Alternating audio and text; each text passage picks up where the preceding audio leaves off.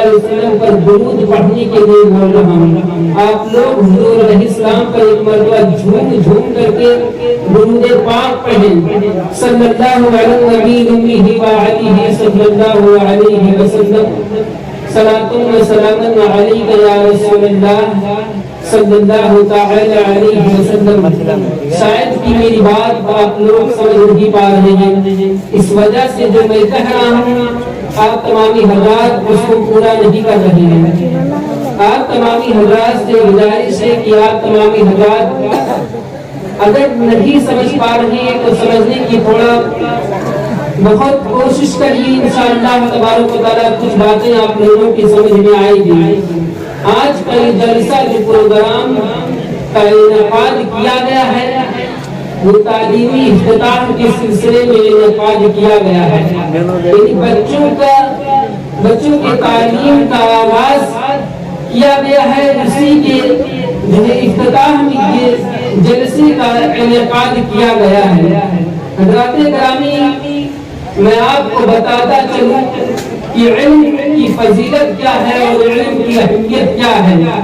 یعنی علم دین مصطفیٰ صلی اللہ تعالی علیہ وسلم کی فضیلت قرآن و حدیث کی روشنی میں کیا ہے اور اس کی اہمیت کیا ہے. حضرات گرامی آپ ملاحظہ فرمائیں دنیا کا کوئی بھی مذہب ہو, دنیا کا کوئی بھی دھرم ہو, دنیا کا کوئی بھی دین ہو, مگر سوائے اسلام کے کسی بھی دین کو یہ شرف اور فخر اور اعزاز نہیں حاصل ہے کہ اسلام اپنے ہر ماننے والے کو جو ہے ہر ماننے والے کے لیے علم دین سیکھنا فرض قرار دیا ہے. حالانکہ آپ جب غور کریں گے دنیا کے اور دوسرے مذاہب پر, دنیا کے اور دوسرے ادیان پر, تو اس میں یہ نہیں پائیں گے کہ وہ اپنے ہر ماننے والے کو یہ حکم دے رہا ہو کہ علم سیکھنا فرض ہے.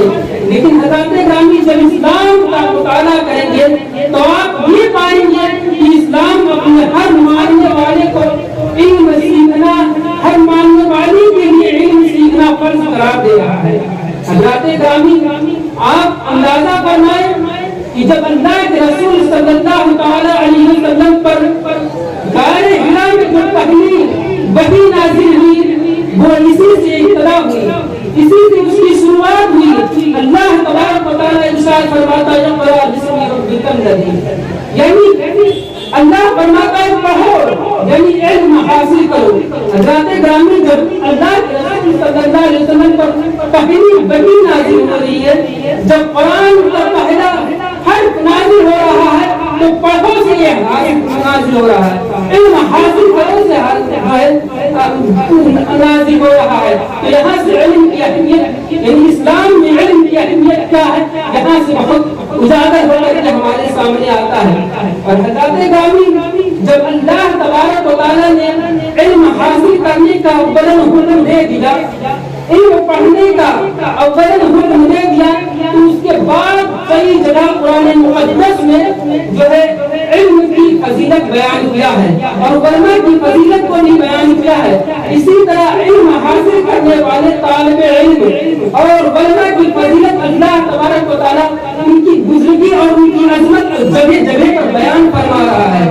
اور حضرات گرامی دوسری طرف جو جاہل ہے, جو علم نہیں حاصل کرتے, ان کی مذمت بھی اللہ تبارک و تعالیٰ بیان فرما رہا ہے. قرآن شریف میں ان کی مذمت بھی آئی ہے. حضرات گرامی جو علم حاصل نہیں کرتا ہے, جو علم سے جو ہے ناشنا رہتا ہے, اس کے لیے اللہ تبارک و تعالیٰ فرماتا ہے قل هل يستوي الذين يعلمون والذين لا يعلمون, یعنی اے محبوب تم فرما دو کیا وہ جو جانتے ہیں اور جو انجان ہیں اور برابر ہو سکتے ہیں.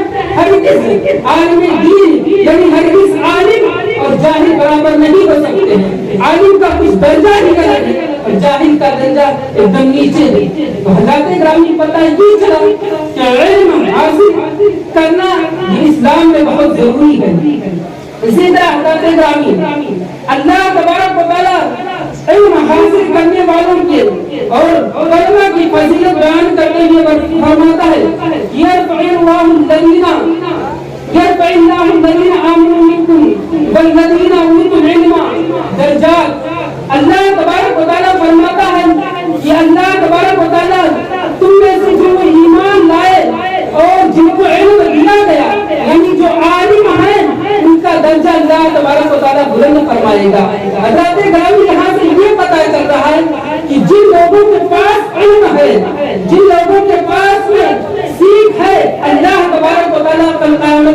کا درجہ بلند فرمائے گا، اور قیامت کے دن اللہ تبارک و تعالیٰ ان کا درجہ بلند تو فرمائے گا ہی، حضرات گرامی ان کا درجہ دنیا میں بھی بلند فرما رہا ہے اللہ تبارک و تعالیٰ۔ حضرات گرامی آپ کہیں گے علم سے کیا ہوتا ہے؟ حضرت گرامی آپ سنتے چلے کہ اللہ تبارک و تعالیٰ خود ارشاد فرماتا ہے کہ میرے بندوں میں سے مجھ سے سب سے زیادہ کوئی اگر خوف آنے والا ہے، مجھ سے اگر کوئی سب سے زیادہ ڈرنے والا ہے تو وہ علماء کی جماعت ہے۔ اللہ تبارک و تعالیٰ فرماتا ہے انما یخشی اللہ من عبادہ العلماء، یعنی علماء ہی اللہ کے بندوں میں سے سب سے زیادہ اللہ تبارک و تعالیٰ سے ڈرنے والے ہیں۔ حضرات گرامی پتہ یہ چلا کہ جو عالم دین ہوتا ہے وہ اللہ تبارک و تعالیٰ کا، اللہ تبارک و تعالیٰ سے بہت زیادہ ڈرنے والا ہوتا ہے، اللہ تبارک و تعالیٰ کا متقی اور پرہیزگار بندہ ہوتا ہے۔ حضرات گرامی اسی طرح متعدد جگہوں پر اللہ تبارک و تعالیٰ علم حاصل کرنے والوں کی اور علماء کی فضیلت اور عظمت اور ان کی بزرگی بیان کرتا ہے۔ اسی طرح حضرات گرامی متعدد جگہوں پر خود اللہ کے رسول صلی اللہ علیہ وسلم نے علم حاصل کرنے والوں کو اور علماء کی فضیلت کو بیان فرمایا ہے۔ حضرات گرامی اللہ کے رسول صلی اللہ علیہ وسلم فرماتے ہیں کہ فضل العالم علی العابد، فضل العالم علی العابد کا فضلی علی ادناکم، یعنی عالم کی فضیلت عابد پر ایسے ہی ہے جیسے کہ میری فضیلت تم میں سے کم درجہ والے آدمی پر۔ حضرات گرامی آپ اندازہ فرمائیں کہ اللہ کے رسول صلی اللہ علیہ وسلم فرماتے ہیں کہ عالم کی فضیلت عابد پر، یعنی ایک نماز پڑھنے والے پر، ایک عبادت کرنے والے پرہیزگار پر ایسے ہی ہے جیسے کہ میری فضیلت تم میں سے کم درجے پر ہے۔ حضرات گرامی آپ اندازہ فرمائیں کہ عالم دین کی کتنی بڑی فضیلت ہے، علماء کی کتنی بڑی فضیلت ہے۔ اسی طرح اللہ کے رسول صلی اللہ علیہ وسلم فرماتے ہیں کہ العلماء ورثۃ الانبیاء، علماء انبیاء کے وارث ہیں۔ حضرات گرامی آپ دیکھیے اللہ تبارک و تعالیٰ کے پیارے رسول صلی اللہ علیہ وسلم علماء کو انبیاء کا وارث بتا رہے ہیں، انبیاء کے وارثین میں سے شمار کر رہے ہیں۔ حضرات گرامی آپ نے دیکھا ہوگا، سنا ہوگا کہ لوگ جب انتقال کرتے ہیں اپنے، یعنی جب کوئی آدمی انتقال کرتا ہے تو وہ دینار کا جو ہے وارث بنا کر جاتا ہے اپنے بیٹوں کو، اسی طرح لوگ درہم کا وارث بنا کر جاتے ہیں، کھیت اور جائیداد کا جو ہے وارث بنا کر کے جاتے ہیں، لیکن انبیاء جو ہے اپنے نہ تو کسی دینار کا وارث بنا کر گئے ہیں، نہ کسی درہم کا وارث بنا کر گئے ہیں، نہ کھیت اور جائیداد کا وارث بنا کر گئے ہیں، بلکہ علم کا وارث بنا کر گئے ہیں۔ حضرات گرامی اس سے پتہ چلتا ہے کہ علماء کی کتنی بڑی فضیلت ہے، علماء انبیاء کے نائب ہیں، علماء انبیاء کے وارث ہیں۔ حضرات گرامی اسی طرح اور بہت ساری حدیثیں پاک ہیں جن سے علماء کی فضیلت ہمارے سامنے اجاگر ہوتی ہے۔ اور حضرات گرامی علم دین سیکھنے کے بارے میں اللہ کے رسول صلی اللہ علیہ وسلم فرماتے ہیں اطلب العلم ولو کان بالسین، یعنی علم تلاش کرو اگرچہ تمہیں چین جانا پڑے۔ حضرات گرامی یہاں دوری بیان کرنا مقصود ہے کہ اگر تمہیں علم حاصل کرنے کے لیے اتنا بھی لمبا سفر بیان کرنا نہ ہو، کتنا بھی لمبا سفر کرنا ہو، علم حاصل کرنے کے لیے تمہیں اتنا لمبا سفر کرنا ضروری ہے۔ اسی طرح اللہ کے رسول صلی اللہ علیہ وسلم فرماتے ہیں اطلب العلم من المهد الى اللحد، یعنی علم تلاش کرو تم پیدائش سے لے کر کے قبر تک، یعنی جب بچہ پیدا ہو جائے اس وقت سے لے کر کے قبر تک۔ حضرات گرامی ان تمام احادیث سے اور ان تمام آیت کریمہ سے علم دین مصطفیٰ صلی اللہ علیہ وسلم کی بہت فضیلت ہمارے سامنے اجاگر ہو کر کے آئی رہی ہے، اور ہمیں پتہ چل رہا ہے کہ علم دین کی کتنی بڑی فضیلت ہے، علم دین کی کتنی بڑی عظمت ہے، علم دین کی کتنی بڑی عزت ہے۔ حضرات گرامی ان تمام احادیث کریمہ میں جو یہ بتایا جا رہا ہے کہ علم دین حاصل کرو، حضرات گرامی اللہ کے رسول صلی اللہ علیہ وسلم فرماتے ہیں طلب العلم فریضۃ علی کل مسلم و مسلمۃ، یعنی علم کا حاصل کرنا ہر مسلمان و مرد و عورت پر فرض ہے۔ اسی طرح اگر تمہیں علم حاصل کرنے کے لیے چین جیسے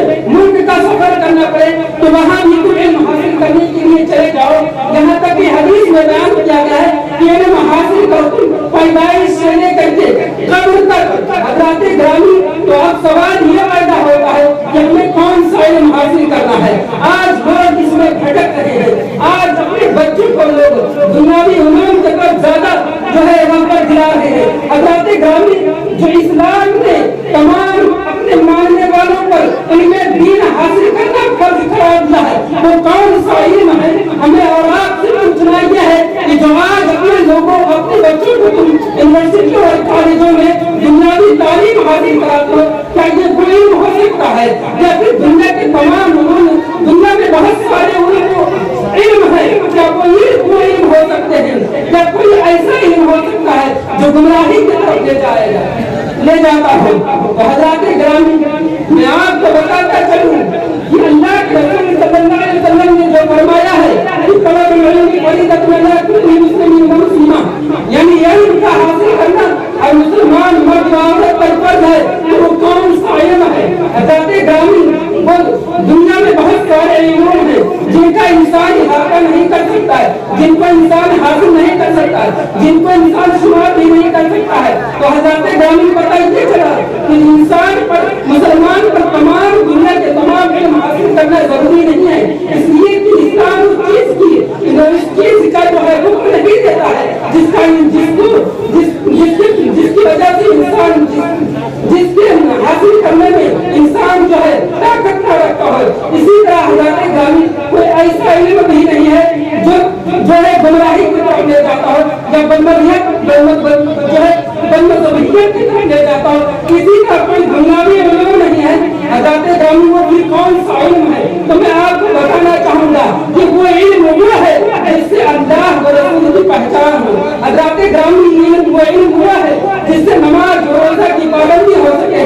حضرات گرامی اگر اللہ کے رسول صلی اللہ علیہ وسلم نے جو علم حاصل کرنے کے لیے بتایا ہے وہ علم یہ ہے کہ آپ جو ہے اللہ و رسول کی پہچان حاصل کریں اور نماز روزہ کی جو ہے جانکاری حاصل کریں. حضرات گرامی اسی طرح میں آپ کو بتاتا چلوں کہ جو طالب العلم فریضۃ علی کل مسلم و مسلمہ میں یعنی علم حاصل کرنا فرض ہے. تو حضرات گرامی علم حاصل کرنا عجیب فرض کیوں ہے؟ تو علم حاصل کرنا میں آپ کو بتاتا چلوں کہ علم حاصل کرنا تمام دین میں نہیں فرض ہے, تمام دنیا کے مذاہب میں نہیں فرض ہے, لیکن اسلام میں فرض ہے. تو کیوں فرض ہے؟ حضرات گرامی کو اس لیے کہ اللہ تبارک و تعالیٰ کی عبادت کی جائے, اللہ تبارک و تعالیٰ کی عبادت کی جائے, اسی لیے علم حاصل کرنا فرض ہے. جیسے کہ قرآن کریم میں اللہ تبارک و تعالیٰ ارشاد فرماتا ہے وَمَا خَلَقْتُ الْجِنَّ وَالْإِنسَ إِلَّا لِيَعْبُدُونِ ہم نے انسان اور جنات کو صرف اور صرف اپنی عبادت کے لیے پیدا کیا. تو پتہ یہ چلا کہ علم دین حاصل کرنا ضروری ہے. اگر علم دین نہیں حاصل کرے گا تو اللہ تبارک و تعالیٰ کی عبادت نہیں کر سکتا ہے. اور حضرات گرامی یہ بھی کہ اللہ تبارک و تعالیٰ نے اپنے محبوب صلی اللہ علیہ وسلم کی پیروی اور اتباع کا ہمیں حکم دیا ہے.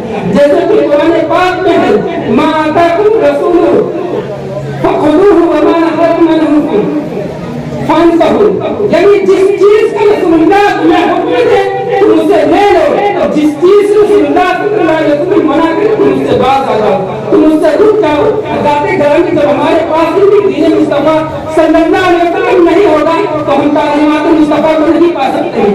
اسی طرح جب ہمارے پاس دین مصطفیٰ صلی اللہ علیہ وسلم نہیں ہوگا تو جو ہے ہم ان چیزوں سے نہیں رک سکتے ہیں, ہم ان چیزوں سے نہیں منع ہو سکتے جن سے اللہ کے رسول نے منع کیا ہے. اسی لیے ہمارے اور آپ پر علم دین سیکھنا فرض ہے.